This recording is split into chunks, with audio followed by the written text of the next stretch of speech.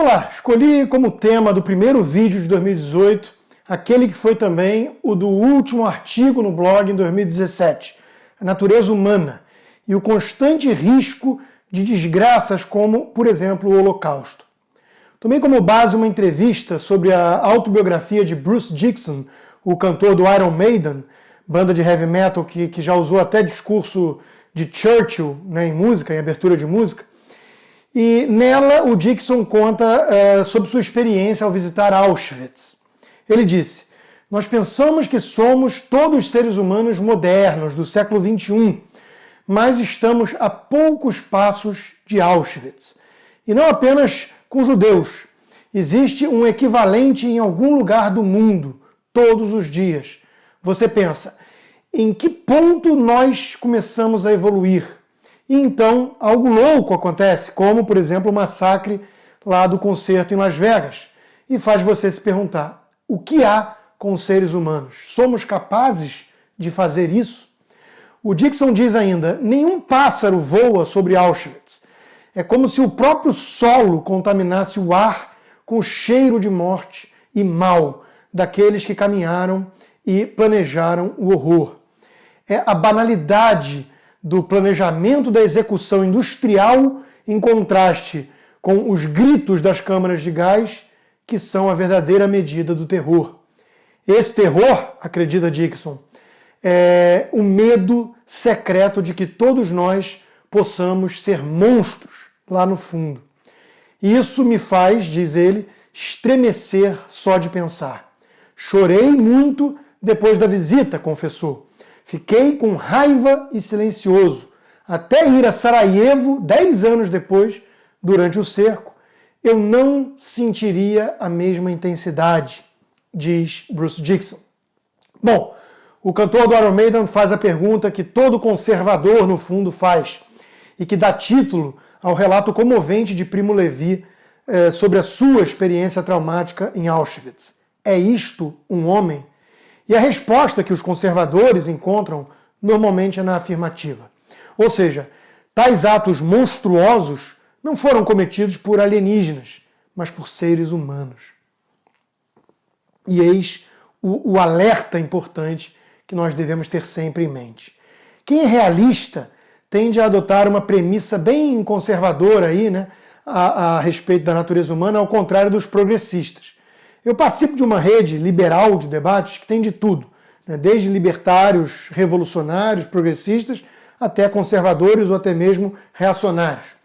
E um dos participantes, que se considera um liberal clássico, né, mas que no fundo demonstra sempre uma inclinação aí à esquerda mais progressista nesses aspectos, ele chegou a dizer, num tópico do debate, algo mais ou menos nessas linhas. Liberais são utópicos, no bom sentido do termo. E o que vale dizer é que, ao contrário dos conservadores, não acreditamos que o homem seja malévolo por natureza e que está fadado, então, né, à autodestruição. Somos otimistas, acreditamos no progresso, acreditamos em uma vida melhor neste mundo.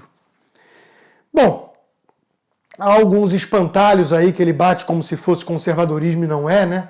Mas não há utopia no bom sentido. Ser utópico é ser revolucionário, é acreditar em ilusões e abandonar justamente a razão. Mais uma contradição aí para muitos libertários que se julgam os mais racionais de todos. Os conservadores, ao contrário, né, do que ele diz e do que muitos dizem, eles não acham que o homem seja malévolo por natureza, e sim que a maldade está também presente nos homens, como potencial, e que o pecado original não é aí uma palhaçada cristã, mas um mito, no mínimo, muito importante para descrever a nossa natureza humana, né, de anjo caído. Freud, em Mal-Estar na Cultura, explica bem isso. E Freud era, nesse e em vários outros sentidos, um conservador, né, que foi deturpado por muitos progressistas depois.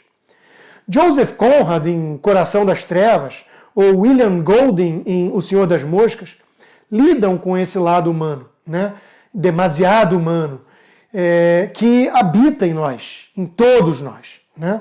Partindo dessa premissa, Os conservadores entendem que é preciso domesticar a besta humana, que civilizar é justamente colocar freios e grilhões no homem, né? Por meio da cultura, ou seja, de valores morais, e das instituições, ou seja, o mecanismo de incentivos, para que o melhor do ser humano possa florescer dentro, claro, de uma visão de livre-arbítrio. Mas sempre lembrando que estamos a um passo, sim, da barbárie, pois a barbárie está dentro de nós. É uma linha tênue.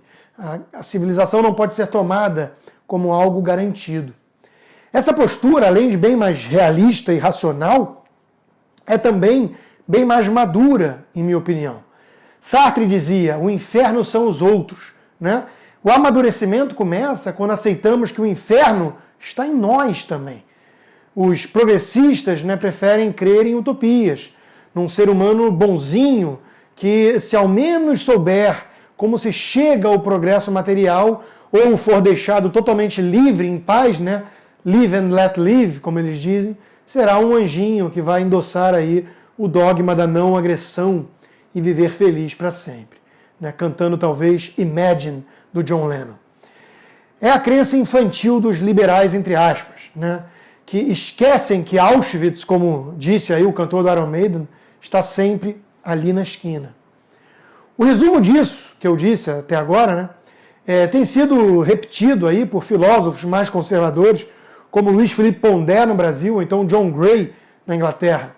O progresso moral, se é que existe mesmo, eu até acredito que exista, né, dentro de limites, não anda para e passo com o progresso material. Ou seja, ter tanta riqueza assim, né, não é garantia de que abandonamos a besta em nós, o bárbaro, o homem da savana, que permanece lá, latente, sempre à espreita, pronto para assumir o controle. O filme Deus da Carnificina, de Polanski, é ótimo para mostrar isso, né? A personagem de Jodie Foster era uma progressista dessas, iludida, né? E, claro, hipócrita. Uma típica esquerda caviar. O personagem de Christopher Waltz, por outro lado, toca real para ela, né? Mostra que ela desconhecia totalmente a natureza humana, confundia ali o Central Park, né, de Nova York com o mundo todo. E não entendia, então, como é que os filhos deles, né, podiam resolver ali suas pendências na pancada, né, por meio da agressão, e não do diálogo tolerante, né, e civilizado. Todas essas bandeiras politicamente corretas aí da esquerda, né, progressista, essa marcha das minorias oprimidas, essa revolução das vítimas, né, esse papo de tolerância e diversidade, ele vem mascarar muitas vezes o real, tampar ali a besta que vive nessa turma mesmo, e em todos nós. Tanto é assim que esses progressistas são os mais odientos, raivosos, intolerantes, né? Enquanto os conservadores que eu conheço, que eu chamo de boa estirpe, em geral, são pessoas muitas vezes doces, educadas, elegantes, refinadas e, de fato, tolerantes. Pois eles conhecem a natureza humana e a condição humana e não caem em ilusões típicas do jardim de infância. O pai intelectual dessa turma, né, progressista, não preciso nem dizer, é Jean-Jacques Rousseau, né, com seu mito do bom selvagem, a premissa que o liberal, entre aspas, adotou ali ao descartar o lado malévolo do homem, né. Alguns forçam a barra para incluir aí, colocar Rousseau como um liberal de fato, mas só se for no sentido americano do termo, que foi usurpado pela esquerda progressista, né. Liberais de esquerda. Edmund Burke, por exemplo, que era um liberal verdadeiro, né, do Whig, e que entendia o risco jacobino revolucionário, ele considerava Rousseau um filósofo da vaidade, ou seja, preocupado com a estética, com as aparências, com a própria imagem, com o seu belo discurso, não com o próximo de carne e osso, né? E muitos o consideravam, inclusive, o pai do totalitarismo moderno, ou um poço de vileza, como dizia Voltaire a seu respeito. Seu conceito de vontade geral é outro troço bizarro e coletivista, né, ao gosto aí da esquerda atual, dos democratas, por exemplo, nos Estados Unidos. Os liberais nunca precisaram tanto dos conservadores de boa estirpe da linhagem britânica, do iluminismo escocês. E os progressistas precisam amadurecer. Um bom começo seria reconhecer isso que o Bruce Dixon admitiu na entrevista, né? Auschwitz está a um passo de distância da gente. Mesmo com todos os iPhones, mesmo com os carros de luxo, com a tecnologia, com o Vale do Silício, com tudo que temos de mais avançado. O Waze, ele tem como nos levar para muitos lugares, mas ele não tem como garantir que você vai evitar o abismo moral. O progresso material não é garantia do progresso moral, ainda que possa ajudar. Riqueza não transforma o ser humano num passe de mágica, num anjo. Admitir que o demônio nunca está totalmente derrotado é o primeiro passo para o progresso moral, ou pelo menos para evitar as ilusões. Os conservadores compreendem isso. Os liberais clássicos podem perfeitamente entender isso também. São os progressistas que normalmente ignoram isso. E aqueles que ignoram o passado estão condenados a repeti-lo, como lembrou George Santana, um conservador. Bom, mais um ano aí terminou, né? E o novo ano começa com o que isso representa em termos de renovação de esperanças, né? De expectativa em relação a um futuro melhor. A mensagem fica, então, de otimismo. Dias melhores, de fato, poderão vir, desde que sejamos realistas, racionais, maduros. E evitemos, então, as utopias românticas, as ilusões, uma visão do homem incompatível com a sua essência, que não é sempre má ou inexoravelmente malévola, mas tampouco é boazinha, e que precisa, enfim, ser lapidada, regada, civilizada, e que jamais derrotará 100% o lado ruim. Os conservadores entendem outra coisa importante. Tal civilização não se dá apenas com base na razão, mas sim naquilo para além da razão.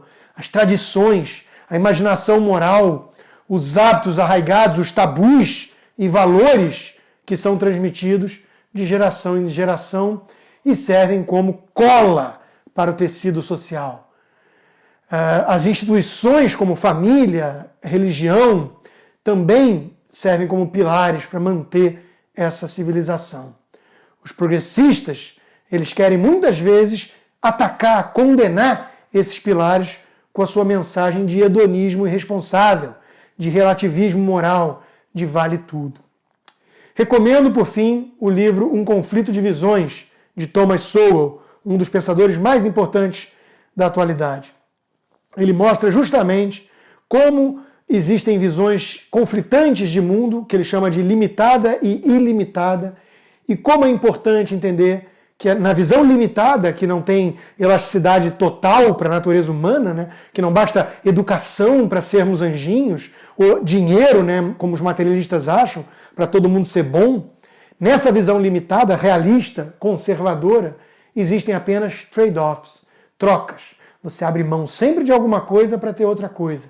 Era exatamente o que Burke entendia quando dizia que ou a gente cria freios internos e morais, ou vamos demandar cada vez mais freios externos, governo, Estado, como o papai, a visão paternalista que a esquerda progressista defende. Boa leitura, bom 2018 e até a semana que vem.